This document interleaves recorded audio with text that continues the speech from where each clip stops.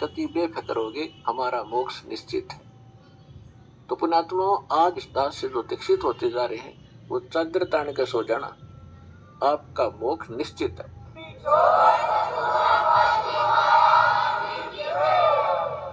लेकिन रहना मर्यादा में, और मर्यादा में भी तभी रहोगे जब आपको यहाँ का दुख दिखेगा और वहां के सतलोक के सुख का आपको आभास होगा।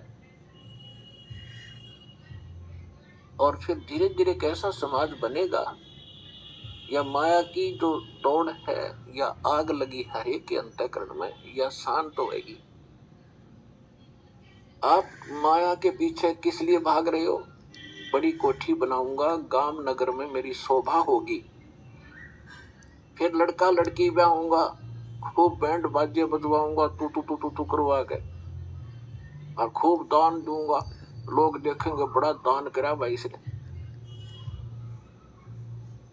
तो ये दोनों बीमारी आपका समझ में आ जाएंगी कि आज तू बेटी ब्याह रहा है या बेटे का ब्याह कर रहा है, और कल मृत्यु होगी, फिर कहाँ गए तेरे वो तू तू तू तू टक्कर मार कर रोएगा। तो पुण्यात्माओं, यह सच्चाई है। आज तक को बताने वाला दृढ़ता से सामने आ नहीं सका। ये सारे नकली हैं, ये केवल वही बातें करते हैं जो समाज में अच्छी लगे। वो डॉक्टर नहीं होता जो ब्लड प्रेशर के मरीज को, हाई ब्लड प्रेशर के मरीज को कह घी खा ले छक्के, पैसे खा, कोई दिक्कत नहीं, वो दुश्मन है उसका। तो पुण्यात्मा, इसी प्रकार के जितने भी हैं ये सच्चाई नहीं कह सके, क्योंकि उनके ऊपर परमात्मा कबीर का पंजा नहीं था। इस दास के ऊपर दया हुई है, संघर्ष बहुत करना पड़ रहा है, लेकिन परमात्मा का साथ जिसके साथ होता है वो हार नहीं होती उसकी, क्योंकि हमारा उद्देश्य कल्याण है। पूरे विश्व का कल्याण लेकर चल रहे हैं हम, पूरे मानव का कल्याण होगा, पूरे प्राणियों का कल्याण होगा। क्योंकि जैसे आज ये परमात्मा की वाणी है, इसमें इतनी शक्ति है, तो स्वयं परमेश्वर ने आके बोली है। उसके बाद फिर गरीबदास जी के माध्यम से जो वाणी बुलवाई उन्होंने, वो एक वाणी एजडिंग दे दी, और उस वाणी को फिर दास बोल रहा है। यानी अधिकारी के द्वारा जो वाणी बोली जाती है उसका असर होता है। पहले भी आपको बहुत बार सुनाया है, जैसे एक राजा की पत्नी एक शिष्य थी, संत की। राजा इसका विरोधी था कि ये गुरु बनाने की आवश्यकता नहीं होती, राम राम घर बैठ के कर ले। तो राजा के इस भ्रम को निवारण के लिए संत ने एक थोड़ा सा एक फार्मूला अपनाया था।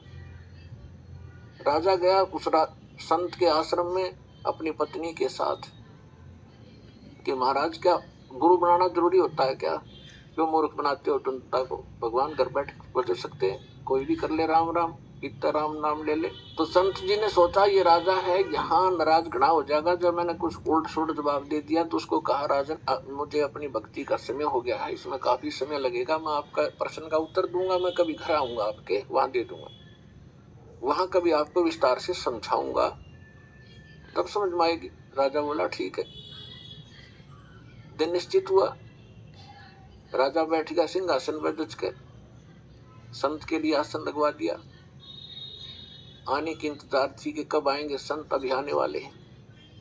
सामने सैनिक बॉडीगार्ड खड़े थे, वजीर खड़े थे, कुछ बैठे थे। जब संत पहुंचे वहां पर, और वहां उपस्थित सभी सैनिक जो खड़े थे, उनको कहा संत ने कि ए सैनिकों, ए सिपाहियों, इस व्यक्ति को अरेस्ट करो। राजा की तरफ संकेत किया। अब वो सिपाही सोच रहे थे ये मंदबुद्धि व्यक्ति क्या बकवास कर रहा है।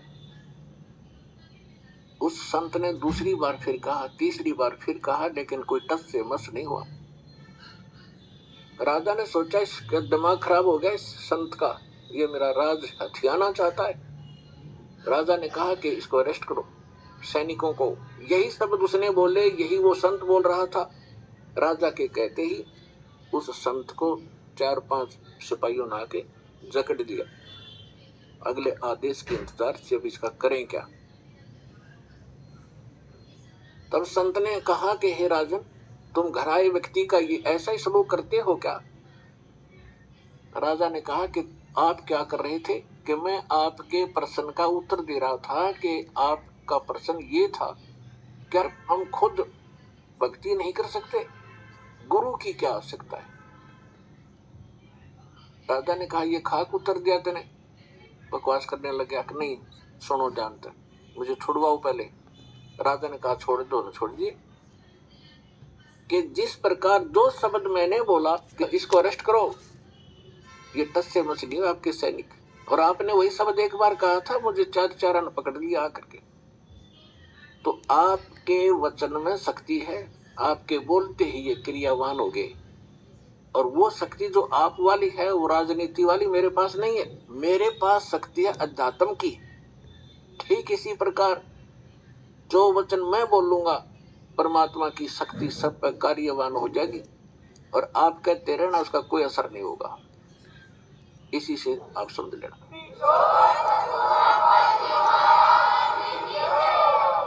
तो इसी प्रकार ये दास उस परमात्मा का कृपा पात्र है, उसी की कृपा से ये सच्चा ज्ञान आप तक पहुंच पा रहा है। तो इस दास के उस परमात्मा से निकली वचन का आदेश, और फिर इस दास के मुख से आगे चलेगा, ये सर्व प्राणियों का कल्याण करेगा। इसका तरीका देखो, परमात्मा ने कैसा एक अनोखा तरीका अपनाया है। कैसे चिप बनवा दी, मेमोरी कार्ड जिसको कहते हो, टेलीविजन प्रोजेक्टर बनवाए, इंटरनेट, वेबसाइट, यूट्यूब बनवा दी।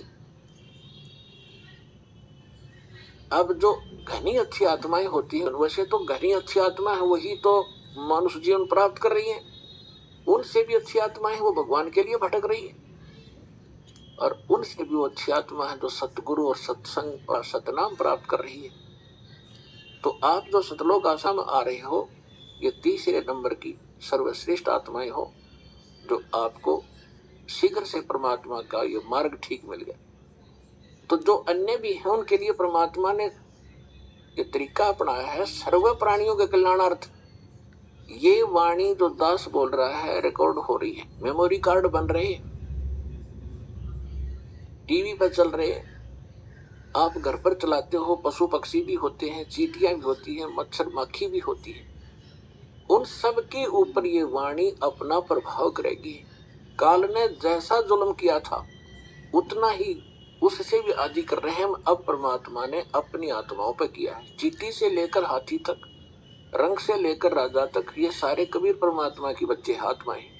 इस काल ने हमारा हुलिया बिगाड़ दिया, हमारी दुर्गति कर दी, कुत्ते गधे सूअर बनाकर हमें क्या डंगा खिला रहा है, और हम क्या खाते थे सतलोक में, कैसे रहते थे, कैसा सुख था वहां पर। अब हम सब भूल भाल के भगवान ना के फिर जगाए, यथार्थ ज्ञान को बताया। उससे पहले काल ने परमात्मा और सतलोक का नाम लेकर, कबीर का नाम जी का नाम लेकर के, और फिर और दूना ज्ञान फैलवा दिया। तो ये सभी उस परमेश्वर की आत्माएं हैं, उनके लिए परमात्मा ने ये समय फिक्स कर दिया था।